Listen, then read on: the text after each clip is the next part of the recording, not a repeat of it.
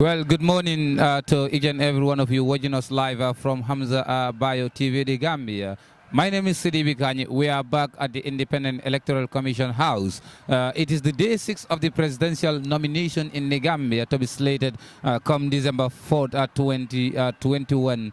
Today, the parties expected to be here will be Esam Baifal, an independent aspiring candidate. He will be followed by the National People's Party, NPP, led by President Barrow. And the last person for the day will be Matar Anyang, an independent aspiring candidate.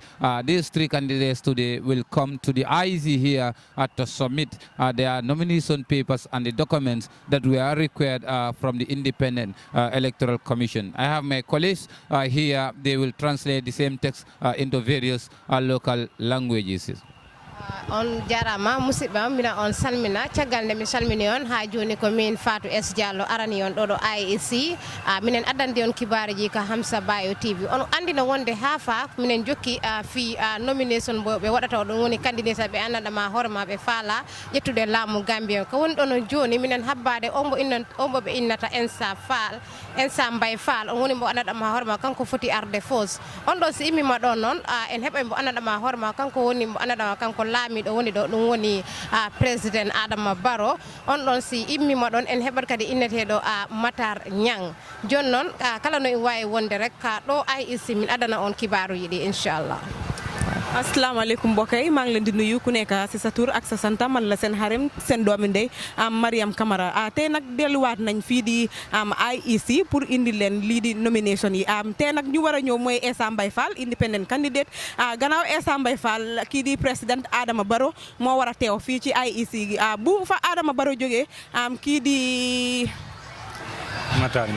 Matar Nyang independent candidate moo war a teew fii ci IEC pour gis ne wane nañ lii seen kayit yi pour ñu mun a taxaw lii di December election yi du ma def dara lu dul bàyyi suma naataango yi ñoom tamit ñu wax leen ci yeneen làkka yi. wolen toñade rom mbadi ngal be konto mele alon koy be lamoy rola ni ben jibe kanyin tembenna ke bundala mem mo Hamza TV fananti nyin tembeng nal badi malen rong bakari man kanyam bi velentale fanan murutanale Independent Electoral Commission jama kamen commande ay sila nyin tembola mbale jele fananto bi mol mele alon ko ngol le jigi koy be futala na IEC wala nyanda kala Essa falti me alon ko independent candidate len e ko nyaate botaje membe bulalate no ma drong wala be kala president Adam Barrow di jama kamen na parti commande NPP fananda naate botaje memmina drong wala be ketal Matar nyanti afana mo independent candidate le do fananti bi ñi lebe kala multimela alon ko wala be futala na IEC jang ke la kaytol naate ke futandi membe dendi nomination la ñi nang December carte fayo membe tara dendi o fanana ko nga sotale nyamin drong nsi mago taka murundi sidi bi kanyima o ko la nga tente wala nga dunk. Well, good morning to each and every one of you. Today we are back at the Independent Electoral Commission House, IEC. It is the day 5 of the presidential nomination in the Gambia to be slated on December 4th in the Gambia. Today, as you can see behind me, is the independent aspiring candidate Essa Mbaye Fall, who was also the former lead counsel and also one-time senior counsel at the International Criminal Court. Well, I am here with my colleague, Mr. Mankaja, will translate the same text in local language. From there, I will try to have interview with some people. Billa Gambia nolu albalo ne la man konko Fonding ke fele mi alon ko baro be candidate anyin tembe na biya telebina ka do independent candidate ole mate anyin tembe telebina kan IEC fon kono bi ngole sotale jang ko sidia fale nyami non drong ma English kauna fana Essa Mbaye Fall ate mo molti mi alon ko nene do ko fanan kele International Criminal Court jama kamen commande ICC fanana auto kamala bi ate fana mo molti me alon ko anala delegation o bele bi jang nyaato demanding nala modol fanal be interview sotola ka tanni molla kol mele alon ko fang wala la kontane kol bi kom mbale damin to teng anyin tembe na fana. He is the reason behind it because he is the head of the government.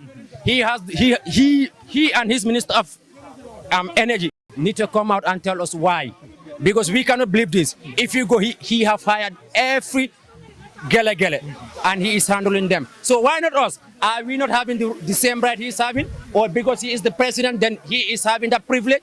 We are having the same privilege he's having. But it's almost done. We have less than 1 month for him, and we are coming in power, inshallah. And one thing, let me tell you. Which party is coming in power? Can you tell the people? We are the independent.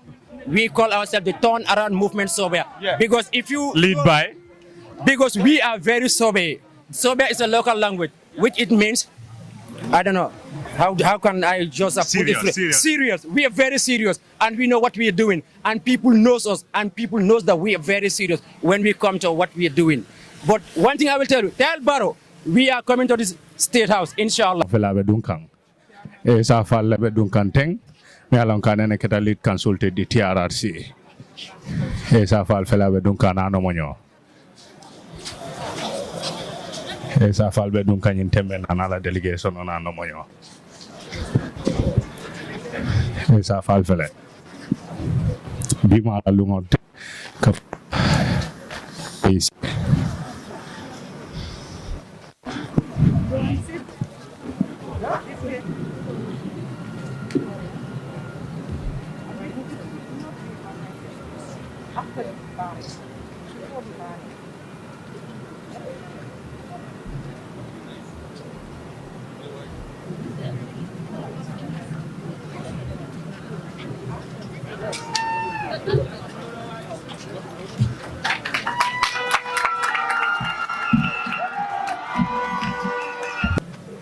wanting it buried, but the Gambian youth, young men and women have refused.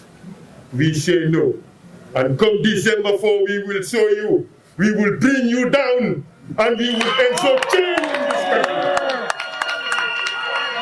Come December 4 would be the beginning of the new dawn, and the real dawn for this country. The youth of this country, both men and women, have been longing for this.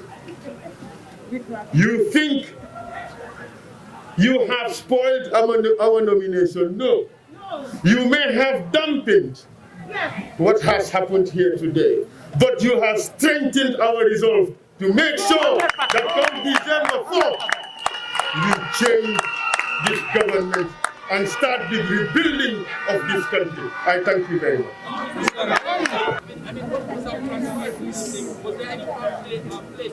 Of course, it is palpably obvious. It's well known everywhere. We knew for the longest time that there was this plan to sabotage our nominations. And they have been sabotaging us from day one. We've beaten them in Banjul, we've beaten them at our nomination, we've beaten them at buffer zone, we've beaten them at Turkana, we've beaten them at Gambia, and they know no better. They know no better than to sabotage. We had contracted the Gambia Transport Union at Birkama, and we paid for 200 minivans. We ordered another 53 minivans and another further 23 minivans. You know, guess what they did? They went to the garage. While these people are preparing to go, they came and paid double the money. So that the drivers would refuse to transport our people. And they succeeded. Its MVP is quite obvious. I am a man of truth, and I never hide the truth. It's only the truth that will save us. And it doesn't matter who decided it. I am very disappointed. I am disappointed not because we have fewer numbers than we planned. We were going to blitz this place with 24,000 chanting young Gambian men and women. 24,000. But they could not stand that noise because it would be deafening IAG. They wouldn't accept it. And then what did they do? They tried to scuttle it. We sensed it and we asked the IEC to allow us to change our time. But that request was not accepted. What do you think the crowd really matters? Crowd doesn't matter. If it mattered, we would be here. You know what? They can prevent the crowd from coming here, but they cannot prevent them from going to the ballot, to the voting booths and cast their ballots. There is nothing they can do about that. They can dampen our spirits today, but the love holds like fire. They cannot stop it.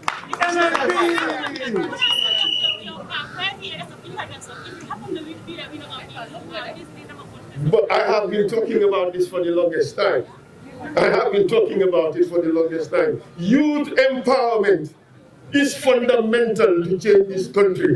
We have to end the corruption in this country. This is state capture. This is the best example of state capture. What happened today is the best example of a mafia-type government. What happened today? It epitomizes it. But you see, we are not interested in these little side shows. I forgive them. I forgive them.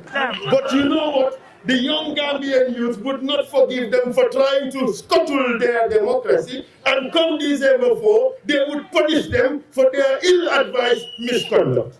Yeah.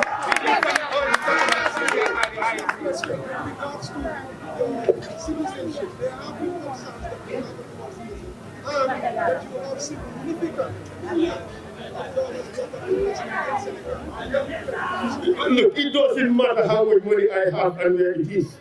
You know, that is my personal concern. It is no business of yours that I have some money here. I have done my assets declaration. Would you make it public? Yes, I'd be happy to do so. Look, if I am elected into office, I'm going to be an anti-corruption president. And let me tell you something. If Gambia continues in the direction it is going, many more Gambians would invest abroad and not invest in Gambia. You know why? You know why? Our country is listed as the second worst country in the world to do business. Who would want to bring his money here? That is why I'm running for president. I want to change it, not just for me, but for all Gambians in the diaspora. I want to change it for every Gambian who has the opportunity to invest. I want to make this country a safe and a good place and a competitive place to invest. Well, if I had dual citizenship, wouldn't I stand here and renounce it? That is the most nonsensical accusation I have ever seen, because it makes no sense. Just imagine, what would a Senegalese citizenship do for me that Gambian citizenship cannot do for me? Just yesterday, we saw Mr. Johnson yesterday at the same program. But you suggesting, well, I'm not Mr. Jassy, sir. Look at me, I am very handsome and looking young. And in addition to that, I have, look, if I had Senegalese citizenship, it does not do anything for me that Gambian citizenship doesn't do. And the thing is, if I had it, I would have renounced it. It's a simple thing. Thank you very much. My time is up. So thank you very much. Well, the rules are the rules. Thank you very much. Thank you very much. Bye-bye.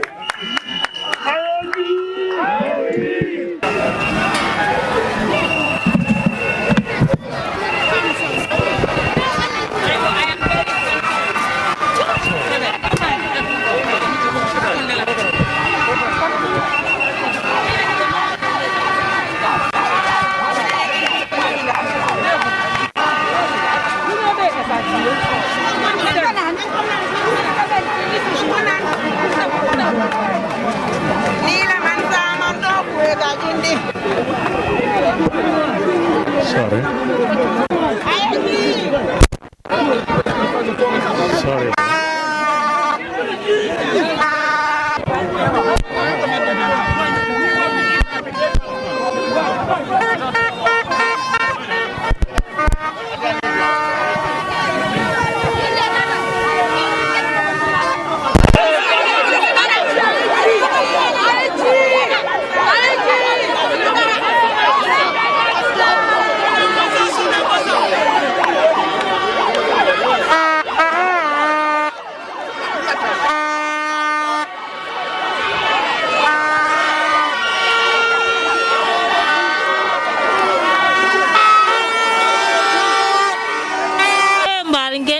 Kontano ha kontanta ba kelen sewota magambiano be dana carte di Isa Fall Mnane ko isi carte di Isala. Ne Ah si felenti yela isi ibe nyadi. Mbijanne. Sisi fele Gambia flag ye white. Isi mene fono mole. Muna na bibi jang. Nko turn around. Mol be nyanta ko turn around. Gambia youths be turn around. Gambia mos mamante jolati mandinko Niko Gambia. So wehene Gambia mo la ñor rek.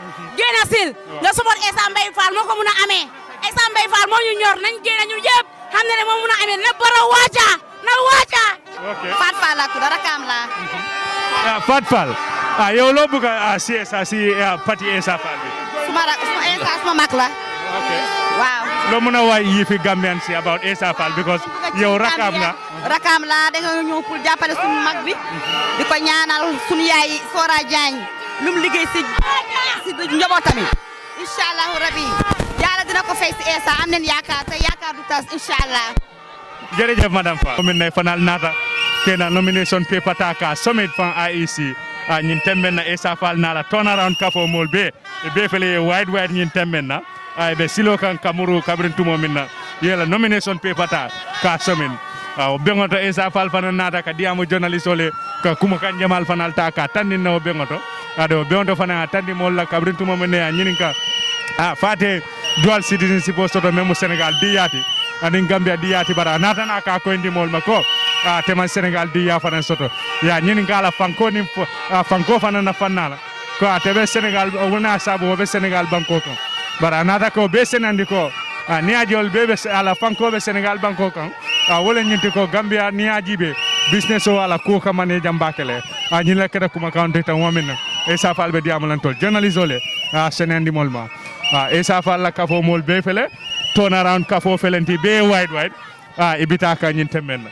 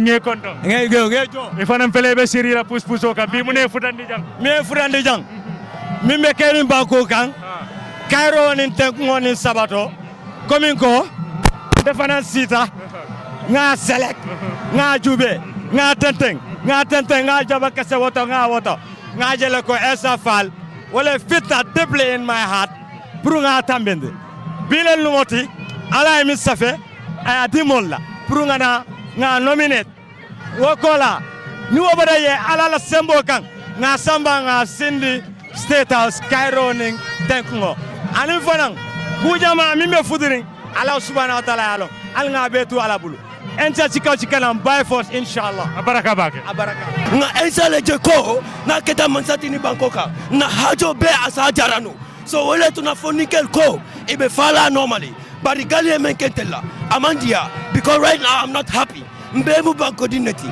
ngambira police olbe do ko ke kantel bele bari kana politika parti dos dema yentel bulaje yemol bali sansolale yemol na NPP la wato mansi inata so yalo be amantel fankendi bari sai den abaraka bake Essa Fall lañ wax Essa Fall bay force lutanga ne Essa Fall bay force Essa Fall dafa bëgg ñu soppi dëkk bi dañ bëgg dëkk bu ees dañ bëgg jàmm ci dëkk bi dañ bëgg avancement dañ bëgg lu nekk ci dëkk bi te Essa Fall bu yoree réew mi corruption du am dara du am Essa Fall jërëjëf yaa boy jërëjëf felenti ñin temmen na sa Essa Fall na la kafo mol be felenti mu turn around kafoti ay felenti ñin temmen ne la kayto tale fang ya futandi IEC Essa Fall na la ambiance be felenti kafo be turn around be wide ñin temmen na e be muru kan ne kabri tumo minna la kayto ta fang ka mul ka sama IEC ka fo felen ni jaway ka chasoto wari be ko la futo jambi kadiyamu esa fale me kontani ron wala nyinti ko itole jigole sot esa falto ko damale kala moti me alo ko be banko sambala to kamala ndol fanali asoro me murula IEC koten daminti alon ko be baro fana nala delegation o mol batuna nol fanal be tentena kacala ala baraka bake. Good afternoon or good morning still to the viewers. We are still at the Independent Electoral Commission House. We have witnessed Mr. Fall, the independent aspiring candidate who has just left the building. And now we have seen the National People's Party led by President Adama Barrow and his supporters there behind me coming in their large numbers. So we'll try to speak some of the supporters that were here. That's NPP. We'll try to speak to some of them to see why they are here, because we all know that they are here for the Assalamu alaikum. Mejandorong Odima Lamin Sa Opanyomi youth coordinator sa ngajele bi inata jang isafo no mule mundalile nati jang alhamdulillah konanta bage because nataka he ex nominates wala ntol Opanyomi ko sen gameno sejang ay karodi mom na gameno la molo konata ko mo nya do ko musanta hankan sulo ko dama dama tul sewale Opanyomi momonte molbe findana nyama molbe konana bi mu molbe gambela lungolti ni mu history in the Gambia to everybody not have support to vote for his excellency President Adama Barrow 2021 back to State House. Okay. You go to the December 4th, Adam Barrow gagné. Isa ala December 4th nyamo is President Barrow. Is President Barrow. Le yamar so Gambia no le. Because Gambia nga yamare nga tenko ke mbemu kringolti ni mu politicalti rek mbenga ke bakri fakrinti. Nale momo tam nga muta fe. Bi hedi excellent Barrow tilolem. Nga kayro ko ban kayro ko non te ko lo yamar Gambia no rek. Assalamu alaikum. Maaleykum salaam. Todima. Ramo. Jata. Ngajele bi fanan na jam furukana ma be on rejay safo no mole amule si jambi.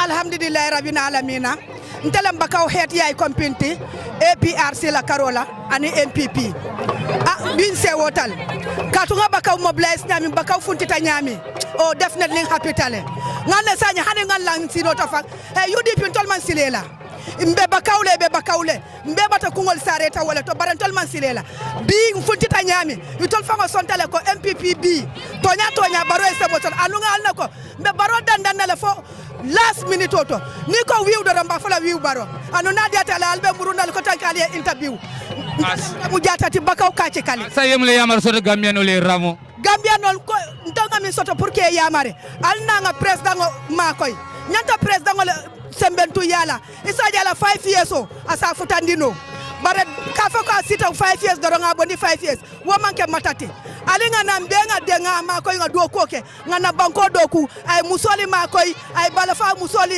ay sembentu ya anin sunkuti ndingol nin kamba ndingol ay mobe makoy na Cairo lafta wala alama Cairo sabati la nyimbankot alama mbeso la Cairo la nga bula ko na bismillahir rahmanir rahim nga funta ko na alhamdulillahi rabbil alamin fi la baro neka fi tour bi ami ko le jagne ami fodega ma ngi dega kané fi lay aw fi wa fi la ka gis na ne tey yow tamit da nga jéna pour ñëw nominate président Adama Barrow dëgg gis nga léegi nit yi ñuy bari fii sa waxal ñu sa tawaay fii suma tawaay fii mooy bugga Barrow rek bugga ko rek te xam ne su duggee su ko yàlla defalee jaama te inshallah yàlla na ko defal jaama dina def lu baax yaru na tey na am na yërmande ci moom ene naa ko war na ma or yàlla moo tax ma génn man du may génn de du ma dee yëngu si politique waaye Barrow daf ma ko jaral. da nga am yaakaar ne December 4 président Barrow dafa. inshallah bi barke Sëñ Touba Mbacke Xaadim Rasul. ban advice nga am Gambian yi dak ñu jàppante te muñalante understandante ak yërmande ñuy dox si yërmande rek te dox si dëgga mooy yëpp àdduna dëgga moo ko doxal te liggéey nañ liggéey rek xale yu góor yi liggéey bàyyi baak wee bi jigéen ñi takku liggéey dëggale jigéen ñi ñoom alhamdulilah waaye na xale yu góor yi gën a taxaw liggéey rek.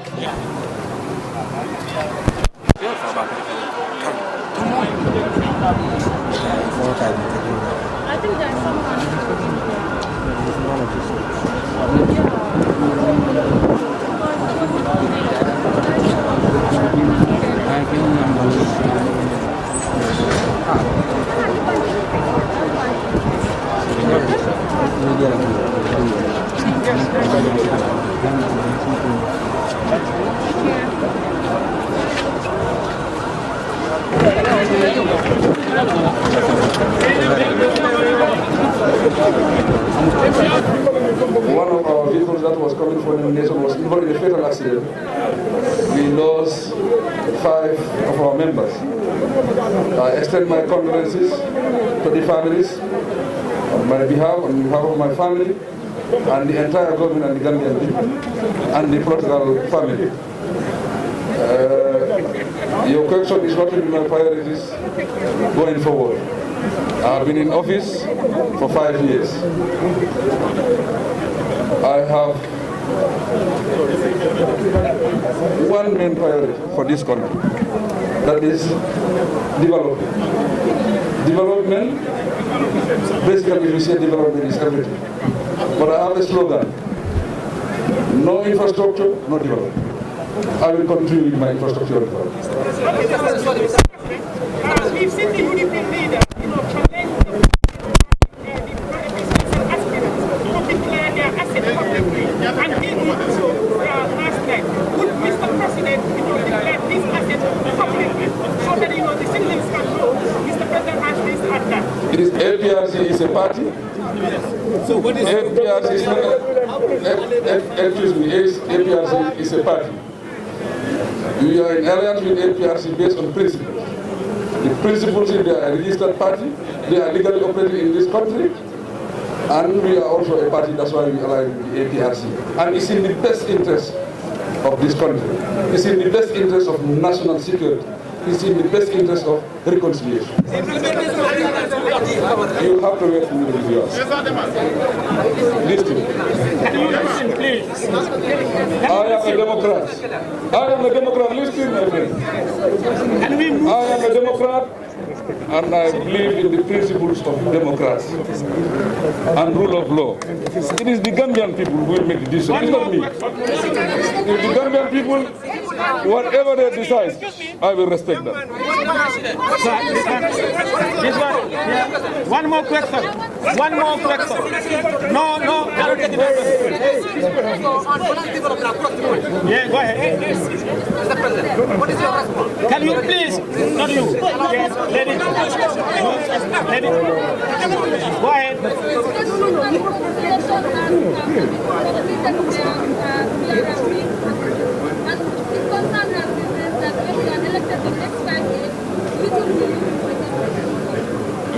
Very soon I will receive the report, but as far as I am concerned, I haven't received the report yet. You will receive the report, my government will sit over it. It will not be my personal decision, it will be a decision of my government. But now I will seize this opportunity. There is a piece of advice that I want to make. The piece of advice is directed to the IEC. If anybody is a member of the IEC, automatically you are the referee. And if you are the referee, you must be independent. If you are independent, it makes the job easy for you. If you are independent, it makes the job easy for the players. If you are independent, it makes it very easy for all the parties to accept the final results, the final decision of the Gambian people. Thank you.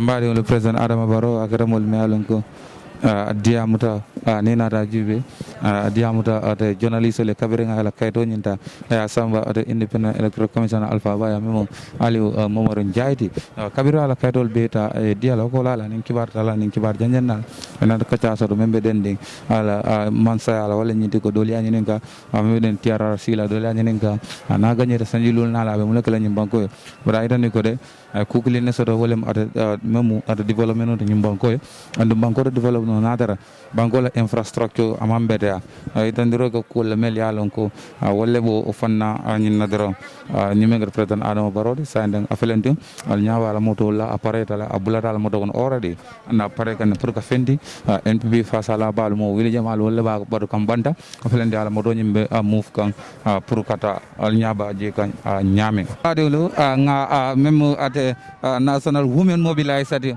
NPP Aja Maimuna Balde todima anto mu Maimuna Balde leti Mrs Balde ngajele bi ina rajang pour kana president Adam Barrow nominate isafu no muli la kondanda nyimbe nyaadile nkontanta bake nkontanta Gambia non la ye president fasa menna ani funtita menna kana nominate adun kontanta fana musol la karola musol me yalon ne ko ila fa president Adam Barrow la nyaato tale la adu ila fa gambo banko le fanana woto bi nte kontanta le fo man na kontano dangoje mbe ala dani la doron fo on the 4th December nga carte o fay 5th December nga president Adam Barrow sinde jiko soto ko president Adam Barrow be winna December 4 nga jiko soto bake adu ngalo president o nying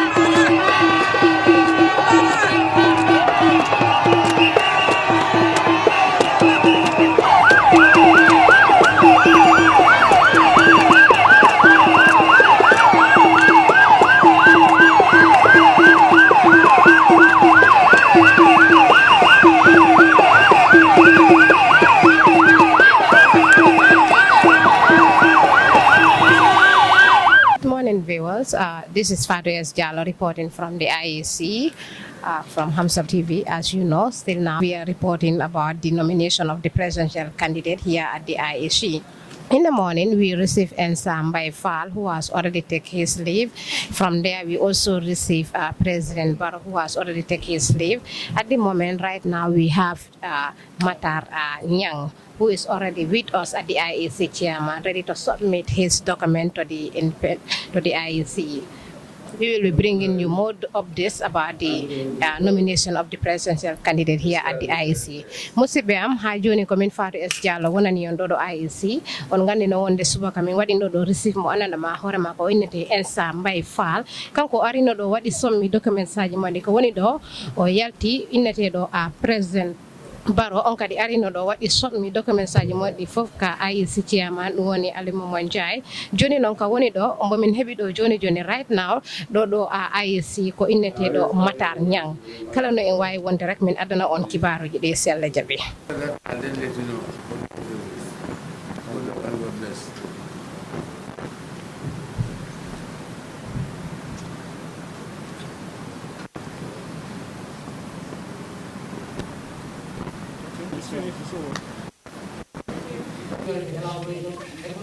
Can we ask a question?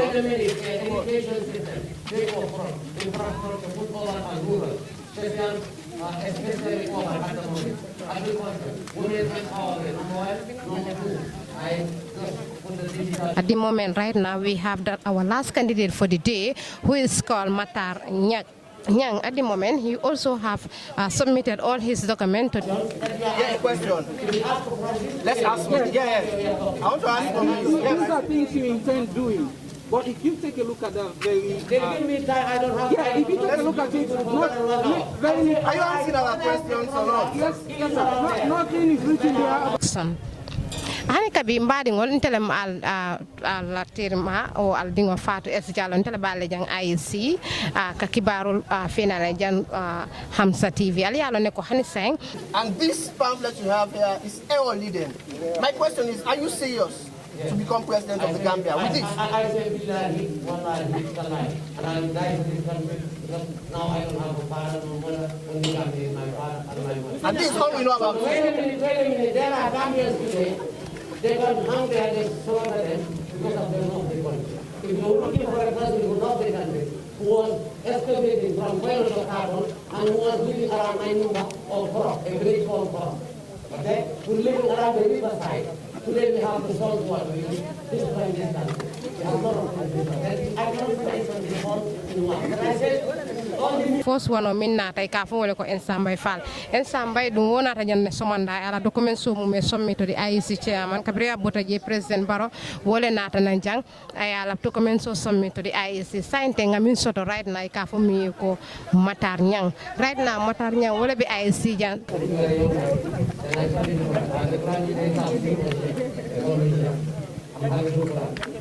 You have the platform. Talk to us now. Whatever.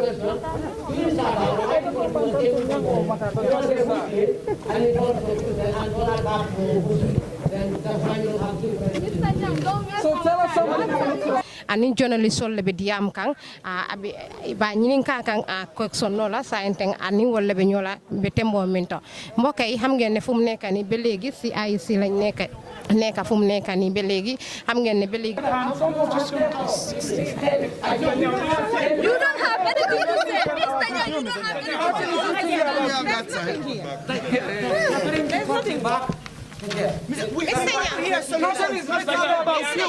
Nothing is written about you. So tell us. Amoon nañ fi ki nga xam ne kooku mooy di Ensa Mbay Fall moom jógee ko nañ fi bu jógee foofu bi amoon nañ fi ki nga xam ne So you tell us something about you. Tell us something about your venture.